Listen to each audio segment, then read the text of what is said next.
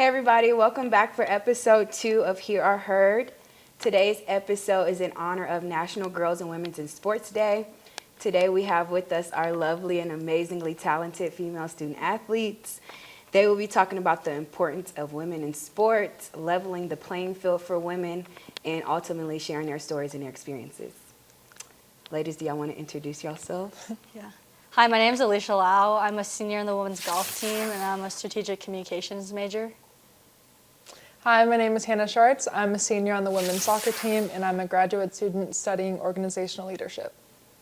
And hi, my name is Molly Galloway. I am a senior in the business school studying finance and real estate, and I play for the women's lacrosse program. I'm Ariana. I will be moderating this conversation. I'm the Diversity, Equity, and Inclusion Associate, and I'm a former track runner here at CU. So first, we'll want to go over ground rules with you guys and with the audience and people watching. We know this takes a lot of bravery and vulnerability for you guys to share your story, so we just want to highlight that and make sure that you guys know that this is a dialogue, not a debate.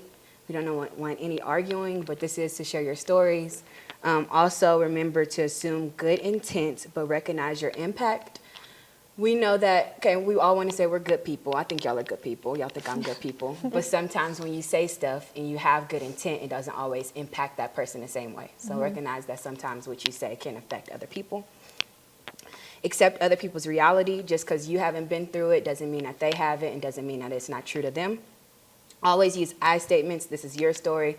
Don't generalize it for everybody else. And then listen to learn. So practice active listening. Don't just listen to listen. Allow others to learn what you already know.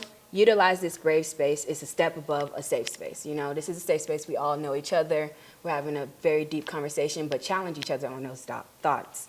Ask each other questions.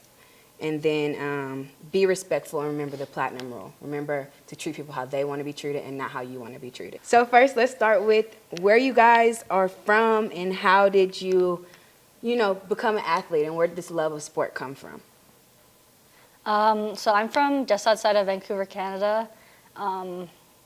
Basically, I played golf, and I started kind of late, not like a lot of the girls around that I competed with growing up. It was mainly the first thing that got me out of dancing. So I was like, yeah, let's do that. So my dad, my mom put me in summer camps, turned out to be pretty good at golf. Started realizing there's some real opportunities to come to the States to come and play and get a degree and meet some new people and try some new things. So that's kind of how my journey came to CU. I grew up in Southern California. My whole life has revolved around sports. My family is a very sports-oriented family. Both of my parents played in college, and my dad played professionally for baseball for a little bit, so they've always thrown us into as many different sports as possible. I played soccer starting when I was 4 years old, and I just have loved it ever since. And I played other sports too to fill the time, like basketball. I started in baseball to satisfy my dad probably, and I liked it, but in basketball, and then I switched to softball at some point, so I've had a different experience in each of those sports, but soccer is ultimately the one that I loved the most out of all of them, and what got me here. Yeah. And as for me, I grew up same thing, playing a bunch of different sports. I didn't get on the bandwagon for lacrosse until a little bit later in my career, so I was in about 8th grade when I started, and on the East Coast, those girls are born with the lacrosse stick in their hand, so I was definitely behind the curve in that regard, but ultimately managed and found my way to CU and ended up walking on to the program here. And, I think my love of the game was actually rooted in family more than anything else, because it was a situation where my cousin played the sport and I just kind of got thrown into it, and they said, oh, your cousin plays goalie, so you should play goalie, because we didn't have one on the rec team, and the rest is history. So, yeah. Oh, nice. What made CU like the special place for you guys to come and be a student athlete and represent this university? I know for me personally, I know I just mentioned this in the answer earlier, but I am the 33rd person in my family to receive a degree from CU this May. Wow. And so for me, that was a huge thing. And so my older brother was a walk-on for the football team, so he always served as, an inspiration to kind of get out there and make the most of any situation and take advantage of the opportunities in front of you. And so I found that, CU was really a place that I could do that regardless of people telling you that, oh, it's going to be a repeat of high school because I'm from Colorado.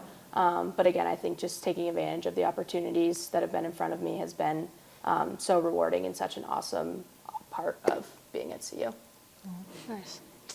I actually was at UCLA prior to transferring here in 2019, and originally I've always been a homebody, and then I wanted to be close to home, and my mom played soccer at UCLA and kind of helped establish the Division I program there. And when she got there, it was just a club team, and they had to fight Title IX to make it a Division I team, because they only had a Division I men's team. So I've always just had this love for UCLA, but when I got there, things aren't always what they seem from what I've learned. And I ultimately wanted to transfer and wanted to spread my wings and get away from home, and CU was just everything that I could ever ask for. I absolutely loved the coaches and just the views in Boulder. It's nothing like I've ever seen before in California or anywhere that I've ever been, and it really is my forever home now, and I love everything about it. So Yeah. No, definitely. It's a great place. I agree with you on the forever home thing. So for me, playing golf, I got to travel a lot to the States to play tournaments, because this is kind of the best place to be for college athletes and to like take the next steps to potentially trying to be a professional athlete. So the opportunity here versus going to school in Canada and competing as a golfer is tremendously like way better here than it is at home. Just the opportunities, the funding, the competitiveness. So I started looking at schools in the States. I was getting recruited. When I got here, just like the friendly feeling of the teams, or the team that was here when I was recruited, which was like a long time ago. None of them are here anymore. But they were so friendly and welcoming, and they made me feel like a part of like their family. So I really, really enjoyed that. I met the coaches and I really liked them, and I really enjoyed spending time with them and talking to them. They were super supportive when they were recruiting me. And Boulder, like I stepped onto campus, like Hannah was talking about. The views are amazing. It's similar to back home. It gave me kind of like a vibe of the outdoors that BC has. So there's no way I could have said no to this place. So. Yeah. That's really inspiring. I like all y'all stories. Mine's kind of similar to you guys. I grew up around sports. My family is like, that was our thing. Most families got theater or academics. Sports was our thing. So I have 4 older sisters. I'm the youngest of 5, and all of my sisters play sports. That kind of, made me want to be better than them. You always, if you're the youngest, you always got somebody to beat, and I wanted to be the best. So 3 of my sisters went to college for sports. And I was the first one. They all went to like historically black universities, or one of them went to a junior college. So I was the first one, and I was like, okay, I want to go somewhere big. I want to put, my name on the map. So I chose CU, and when I came here, I was like, wow, look at all of these, like, everything's made for us. Like, this is just for student athletes? Okay, now I feel special. Like, look at all the resources we got. And then I was like, okay, you look up on the wall, and I'm like, wow, all right, I can see myself in her, I can see myself in her, and I can even see myself in him. You know what I'm saying? So I think it was that representation of seeing people that I can be like, or I can be better, that really drew me to CU. Kind of wrapping off of that, who do y'all see as like a role model, if y'all have a role model in sports, like a female role model? Presently or growing up? Both, either or. And it could be outside of sports if you can't find one in sports. But I think Billie Jean King comes to mind for me. She spearheaded the movement to get women to where we are as far as sports go, and she also beat a boy. So what's not to love in that regard? True. I mean, not specifically a person. I have like moments like growing up that really like inspired me to, like through athletic turmoil, we go through the dips of not wanting to participate, wanting to play, and just like the overall ups and downs of being an athlete. I remember it was the 2014 Winter Olympics, Team Canada, the women's team was like down like, I don't know, like 3 or 4 goals to you guys, Hockey? the US, yeah, women's ice hockey. I remember they came back from that, and I just like remember watching it and being like, okay, like, you never know what's gonna happen, never give up. Like that was just something that like really motivated me, and it's like a moment that I remember. And I got to meet Haley Wickenheiser actually, who was the captain at the time, at an event I was working, and it was just super cool to like have those moments connect and like be like she did that, she was a part of that. So I think that was like one of the big moments for me growing up watching sports. I think for me, I've had favorite athletes growing up and favorite women's soccer players, but I think ultimately most of my motivation came from my parents directly, and they really did always empower me through sports. And especially, I mean, even my younger sister, she's probably one of my biggest role models today, even though she is 2.5 years younger, just from everything that she's been through. And we just constantly push to make each other better, but she's battled so many injuries, and just she has this warrior mentality that I try to implement every day, that I train and step on the field. And then, like I mentioned earlier, with my mom fighting against Title IX at UCLA, I think that's always kind of inspired me to try to push boundaries and just be the best woman and athlete and person that I can be, for sure. I like that. I like that a lot. I kind of recognize what like the moment that is like, whoa, I could do that. I could be like them. Mm-hmm. I think my moment was, I got to meet one of my idols, similar to like how you got to meet yours. And she was like, my favorite thing, I'm always keep edge control in my bag. When I go and run, I'm gonna look as pretty as possible. So I was like, okay, that's what being a woman in sports like. I can be fierce and I can be fast. And so I was like, okay, I want to do this. What's y'all's, like, what does being a woman in sport mean to you guys? A lot of my confidence growing up came from playing sports and competing on teams with my friends. Growing up, I played a lot of different sports, and being able to like build that like team environment and all of that stuff, and to like being like the disadvantages sometimes that we face, like I think being female athletes, I think also helps us grow and builds our character, and it sets us apart a little bit in a way that, you know, we're always gonna fight, not like we're not physically fighting, but like we're always like on the edge to know that like we're disadvantaged, but we're still gonna work our best and work our hardest, and like that doesn't matter to us anyways. Like we still love our sport, and that doesn't matter, and I think that's really important. I think too, being like a female athlete gives you the opportunity to kind of have a greater understanding of what the discrepancies are between men and women's sports, because if you're just kind of a regular student or a regular person going through your day-to-day, you'll see stuff in the news about inequities here, inequities there, and it's like, okay, it is what it is.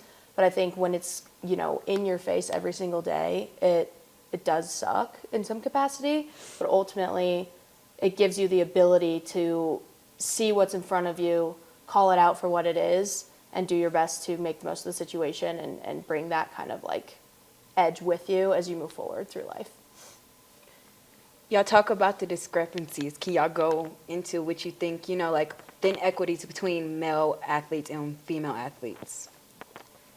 I mean, professional tours and professional leagues, you can tell right away. I mean, I don't know how it is for other sports. Luckily, I feel fortunate enough growing up playing golf. There was always, the LPGA tour was always really big. And I mean, not as big as the PGA tour, of course. There's always been, you know, recognition of like the disadvantages that they were at, the different treatment of the women's tour pros versus the men's tour pros, but there's still representation of like golf is one of those women's sports where you can actually make a lot of money, was like what I was told growing up. So I personally didn't feel like women's golf was less recognized in a sense until I was older and able to understand some of those bigger things. But I don't know, there's also like personal stuff too that, you know, women go through on a day-to-day, not a day-to-day basis, but like competing. There's, you know, discrepancies with, I remember one time we talked about the track athletes and their uniforms for competing, and then, or volleyball is completely different than women's golf. They had a bunch of rules changed to certain standards for like wearing your skirt, like if you bent over or something, because, you know, there was creepy men on the internet making comments about like women's bodies, and, you know, I don't feel uncomfortable saying the term that they use out loud, but like it's, you know, also dealing with things like that. Obviously, I'm not saying that men in their sport don't get harassed on the internet, like you see like the football players in transfer portals and when people lose games. Like I'm not trying take away from their experience, but also I think women's characters when in the spotlight for sports is viewed so differently than when the men's are. Like, they're never like, oh, like, he's showing his midsection under his jersey when he's running around the field. Like, so, I mean, yeah. For sure, especially with professional women's soccer in the U.S. The league folded, I don't know the exact date, a few years back, and now it's up and running again, thankfully, but the salaries in comparison to the men, it's just, it's unbelievable, honestly, hopefully there are changes being made. I've seen a lot on Twitter the past few days about players arguing about that, so you can only hope the future's brighter, but yeah, it's just a sad reality that exists.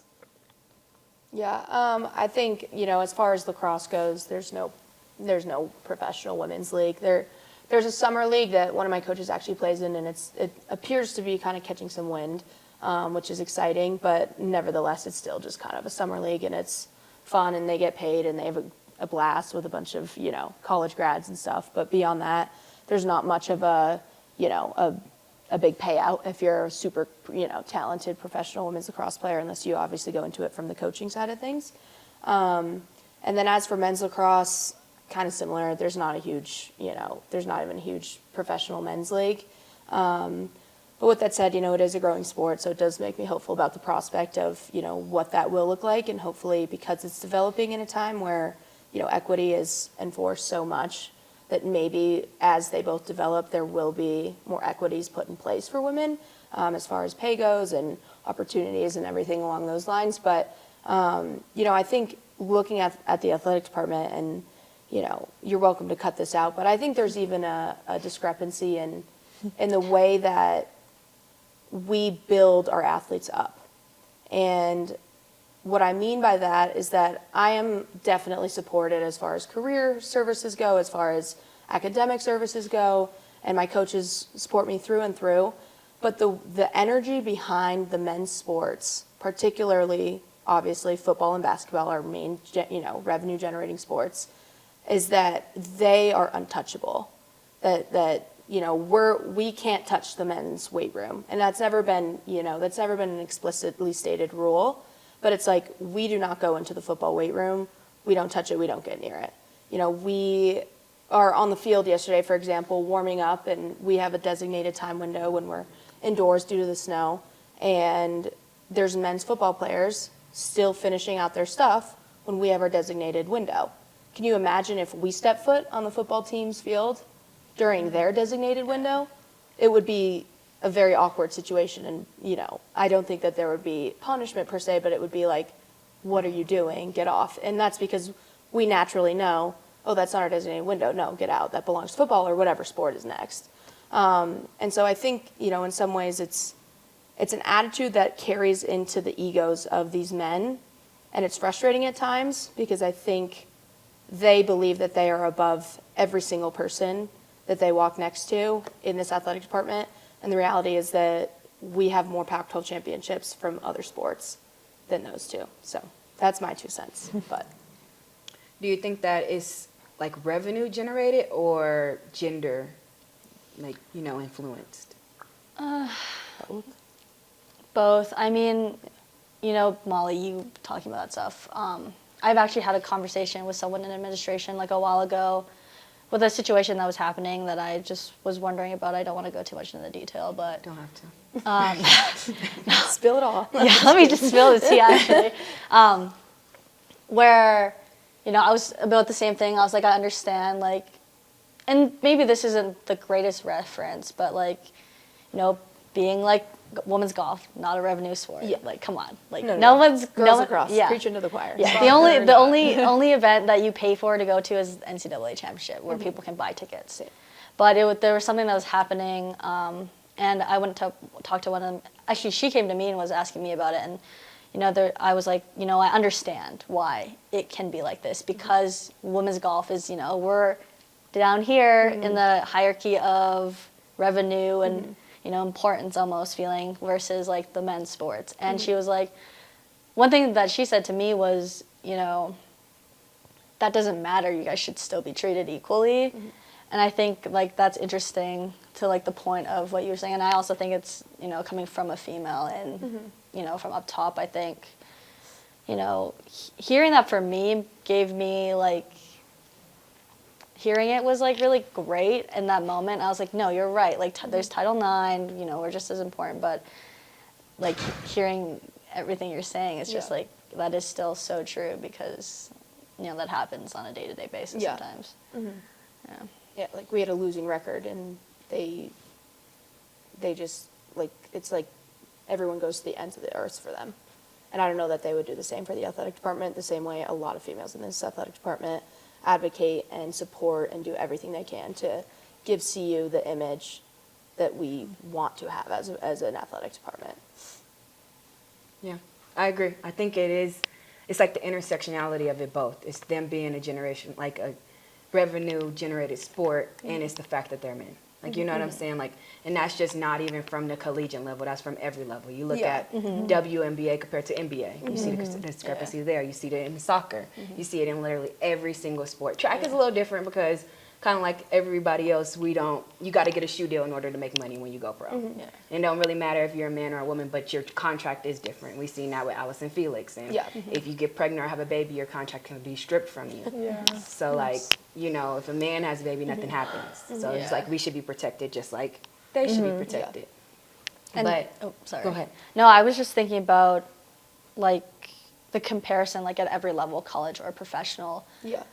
You know, there's no men's college athlete that is calling things out. Like you see like maybe one in a million, like of the professional golfers, professional men's golfers, professional men's basketball, and professional, like where they say like they're bringing it up and bringing it to like a topic and saying, no, like these women are as equally talented and as equally as great at their sport as we are. But, you know, also too, I think like, does it like, how do we like get, I guess not get people to like notice it and like, no one's obligated, like you can't make someone be like, oh, this is a problem, but I was just thinking I've never really heard about that like across college, you know what I mean? Yeah, and I think that has to do with like representation in the media. Yeah. And that's something that I think a lot of media outlets are attempting to try more, at least, you know, as in the sports world. It's like we grew up watching and cheering on men's sports. And I'm a very loyal, you know, Colorado Buff football fan. I'm a very loyal, you know, Broncos fan. I love Colorado sports. I love the Avalanche. But I don't even know what the women's teams are here in Colorado, now that I'm thinking about it. I even know the Rapids, and I don't like professional soccer, no offense. Not my favorite sport to watch. But yeah, now that I'm thinking of it, I don't know any of the professional women's teams. And I'm sure there's some, but that's the point. It's that representation in media as far as, you know, what is there in the world to see, what is there out there to see. And it's constantly streamlined towards men's sports. Yeah. I mean, even I was thinking about it, like at a lot of our events that we have here in club meetings, like SAC or Rockin' with Rick, some men show up, but a lot of those meetings where it's talking about things that you would like to see changed or things that matter and things that are important to CU and about bettering CU, like it's mainly women, or at least from what I've noticed. You know, it's hard even at SAC meetings to get, we have, I think, a few football reps, but there's always maybe one, or maybe they don't show up. I'm not just singling out football, but I'm just using it as an example. Like, female representation at these events is almost always really high, because we do really care about the university, and maybe that partially comes from being a woman in sports and feeling like we have to put even more effort in and advocate for everyone else and for other women. But I think in general, just the women here really do care about the university and making it the best that it can be. And it's shown in the participation in all of these events. Yeah, I agree. Yeah, I'm going to say this just real quick. Sorry, I interrupted you. And the thing is the reason why we care so much about it is because we aren't dumb. We recognize that football and basketball are very essential to us existing and us being able to have the opportunity to sit here and have this conversation. Exactly. Yeah. But the thing is that like we have to advocate for our school to be better so that we can get better men's basketball players and better men's football players to make our school better or our conference as a whole better when we're talking about like SAC or, you know, something as on a Pac-12 scale, so that we can get more funds so that we win and do well as a conference and get the funds that we need so that we can have amazing opportunities as female athletes, both here at CU and across the entire Pac-12. Yeah, no, I agree. It's very interesting, like, too, like, being able to understand that, because I feel like that's always something, like, people, you know, when they talk about, these talks about, it's really interesting to me when people in the media or these talk show hosts, they're like, you know, college football should just leave the NCAA. They should just separate themselves and become their own entity. And then I'm sitting here thinking, as a female athlete, Title IX, and someone who doesn't bring in revenue, I'm like, We're you know screwed how, without them. yeah, like you're, by doing that, and I'm not trying to say like it falls on these football teams to bring, like it's their job to bring in revenue, but, you know, I'm just like, I understand that that's their job to like create these conversations around college football, but their lack of understanding of how the system works and how, you know, it funnels down, like, you know, we all get to use this great facility here at Champion Center that they built and all that stuff, and it's crazy because they don't understand that, you know, that funnels down to everybody, and you know, maybe not always in an equal way, but it, you know, like you said earlier, that's the reason why we have this opportunity to like talk about these things. So I do want to highlight kind of what you said is like women always being in the room. Women are behind every movement. Yeah. We are the start of every movement. So we're very powerful in our voice and being heard. And it's also because we are passionate about this, because it does affect us. Y'all coming to things and showing up, and yeah, y'all might be the face of it, but we're behind it. So props to us, dittos to the women. The girls.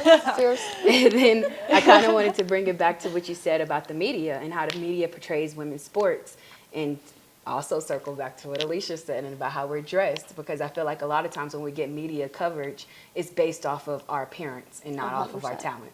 Yeah. but there has been some, not controversy, but like disagreement among some of women's golfers. There's kind of this, I don't know what they would label it, but like the Instagram professional women's golfer, like the Instagram women's golfer, where, you know, they take pictures that are like, you know, not traditionally like, you know, golf outfits and like, you know, I don't want to say taking advantage of sex appeal, which is what it is, but like I'm not trying to, you know, taking not advantage of it, but Utilizing what they got. utilizing what they got to get where they want and use it to, you know, make money and gain followers and gain recognition. And I'm not saying that's like a bad thing, you know, like everyone's going to do what they want to do, but I don't know how it is across other sports. It's not like huge, but that has been something you don't really see like men's professional athletes or men's athletes doing that. And it's probably because they don't have to, you know, like at the end of the day, and I want to talk to y'all about NIL too and how y'all think this is affecting women differently than men. But at the end of the day, that's what social media is. It's like on every platform. It doesn't matter if you're in sports or if you're not. A lot of times women are using what we got, and that's our looks and our bodies and our appearance, to get the followers, to get the sponsorships, to get everything we want. And that goes back to literally professional sports and sponsors. You know, it's always going to be a pretty face on there. It doesn't matter who's the most talented. You don't have to be the most talented. You got to look the part. And I don't know if that's just a sports thing or if it's an everything thing, but I definitely see it in women in sports. Like, who's going to be on the poster? Who's going to be in front of the Nike store? Yeah. I mean, I think even on a small scale like this, I was freaking out before this, like, oh, shoot, I just came from practice, kind of look a little grungy, but, like, you just got to roll with it. And it's that constant worry of, like, how can I maintain femininity in the state I am while still maintaining my strength as a female student athlete, at least for me personally. Yeah. Do y'all see in the new era of NIL, because I just missed it, I'm so jealous of you guys, but do y'all see NIL affecting women differently than men in sports? Yes. Yeah. I mean, No, you kids got in the transfer portal right now are looking at, you know, $70 to $100 to $1 million brand deals because they play football and they are very good. I mean, some of them aren't even that good, and they're making $1 million before they even step foot on their campus. I can't imagine a world right now, at least, where even a national champion in women's lacrosse would be offered, you know, it's not under the table because it's NIL, but would be offered NIL deals equivalent to even $20,000 if they transferred to another school for their 5th year or for whatever remainder, you know, they have left to play, personally. Or even like winning a national championship. Yes. Like what a value of like a sponsorship or something from NIL could get you versus winning a national championship in football. Like you see like the way that it's like disproportionate, and obviously like too a lot of that is representation. But yeah, it's kind of crazy. That was actually one of the big concerns when I went to the Pac-12 SAC meeting. There was a girl on the USC lacrosse team who was talking about that. Like, how will NIL impact Title IX? How will it impact women's sports? And it's not that, like, anyone was trying to say that it was a bad thing. You know, everyone has the right to earn their money off of themselves. But that was, you know, even before NIL happened, that was, you know, a main concern that female athletes had. Okay, radically thinking, how would y'all address the inequities between genders on our scale from CU to like the NCAA scale and professional? Y'all can take whichever scale y'all want on this question. That's If it's a radical change, just out of pocket, no consequences from a money standpoint or anything like that, there needs to be equal representation for men and women in like sports news outlets. There has to be coverage of women's golf the same way there is coverage of men's golf, coverage of women's basketball the same way there is of men's basketball. And the reality is, you know, capitalism drives a lot of what we do, and that's okay. But right now, capitalism makes its money off of men's sports. And so set that aside if this is a radical, hypothetical situation. I would say there needs to be at least 50% of representation for women in the media as far as sports go. Because when we see it, it's something that becomes like not only tangible for young girls to see and be like, that's something I can become, that's something I can do, that's something I should put my passion into. But more importantly, it's like that's something that men become comfortable watching when they're just chilling watching SportsCenter or whatever it might be. And so the more it's in our faces, even if it's subconscious, it becomes a situation where you start to like it and you just start to, you know, throw it on and you align with it and you like it and you enjoy it. Exactly. And I think with more representation, I think it's going to affect the younger generation in a better way as well. Even, I know, like on a smaller scale growing up, when I'd be playing in baseball and, you know, the term, oh, you throw like a girl, or oh, you hit like a girl. Like, when I was younger, I was very naive, you know, you don't really process things as being insulting, because I was playing baseball and there was maybe, bless you. sorry. Maybe there was like one other girl playing with me, and these terms would be just, I think language is very powerful. So I think we need to utilize that and be very conscious of what we say, especially, I think people are starting to do better with phrases like that and throwing them out. But like by seeing more representation like that, hopefully phrases like that are thrown out the window even more. And then with younger generations, just being able to see the representation, it's going to inspire more people to make the change, but also just to see that it is possible. So yeah. Yeah, no, I agree with both of you guys. I mean, I think that representation is always important across everything. So that is definitely something that'll be really huge. And yeah, I don't, no comment. I mean, what they said. Okay, so I'm gonna ask y'all 3 different questions, and I'll go with you, Alicia, first, and say, where do you see the future of women in sports? Where do I see the future of women's sports? I think it's growing right now. I think the representation is getting bigger, even like across people who are reporting sports. You know, you see more female announcers. You know, even referees and trainers and coaches. You know, we look at even women's teams, like how many women's teams have male coaches too, and stuff like that. And I think also the viewing population is growing and sports is being recognized more. Like when I went to the Abs game, they had a little girls team playing at halftime or in intermission. So, you know, I think the representation is growing, and I think it's only going to get bigger from here and better. There's going to be, I think, more money hopefully put into women's sports. And I mean, I want to say, like, hopefully sometime in the near future, like, it'll be equally funded. Men and women will be making the same amount of money on a professional NCAA, even a smaller level. But, I also don't want to be too naive in the fact that, Change takes time. yeah. Doesn't happen overnight.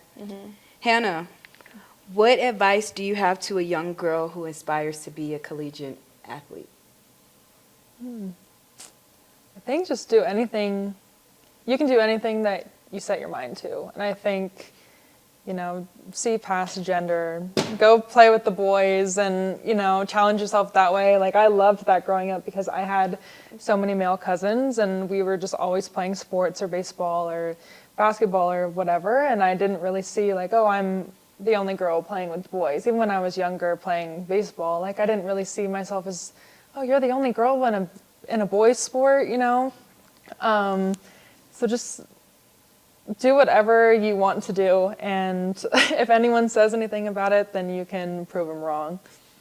And playing like a girl does not mean that you're bad. That means you're It's fierce. the biggest Yes. compliment. Play like a girl. Ralphie's a female. Yes, Ralphie's should be a girl. She's powerful. Okay, Molly, to round it all out. Okay, I'll put you in a scenario. I'll give you a little tough Okay. one. All right. What advice would you give to a girl dad on why his child should continue to play in sports? Like invest in there to get them personal trainers, to get them everything when at the end of the day women make less than men on a professional level and get treated worse. Yeah. I think the biggest thing that I can say to that is that the, memories and experiences that I know personally that I have gained from sports, are priceless. And I know that sounds a little bit cliche, but I think at the end of the day, the skills that a female gains over the course of, high school sports, college sports, and beyond, is skills that she will utilize for the rest of her life. And I think that, I would argue that there are few things that challenge you and push you the same way athletics does. And so for that reason, you are creating someone that is going to be a better force for society if it is someone who is, familiar with the world of sports and all the opportunities that can come from that. So I would say it's worth it because you're creating, a better, more understanding, more empathetic human being. Yeah, and then just add on top of that to all the little future Buffaloes is you got all these strong, amazing women fighting for you to make your experience even better. So by the Yes. time you get here, hopefully there'll be no inequities. We'll have an even playing field. Yes. So. I think that's Class why. of 2050. Yeah. No, I'm just kidding. And just to reiterate what you say, I think that's a lot of the reason why we are doing this and why female athletes are there to step up is because we care about the future generations. We want to say something so someone else's experience to come is better than what we've had, or so they don't have to experience the things that we've had to experience in our time as athletes, whether you're collegiate or professional. And we also want our school to be the one that's making these splashes and making these things happen and putting CU at the forefront of these conversations. So I think that's why we do. I can't say we, but I say that's why I do it. But I think I agree. No, I'm on board with that. Yeah, I can't speak highly enough about all CU has provided for me, in many different realms, both professionally and personally. But I'm definitely excited to take what I've learned and implement it in the real world. But more importantly, take what I didn't like and find ways to ensure that I can change that in the future, and I have the confidence and ability, and I feel that I can enact those changes when the time comes. And I hope that those are changes that, like you mentioned, we see through in the coming generations of young female Buffaloes. Yeah. Thank y'all so much. Yay! Yay. Go girls! Oh. Girls rule!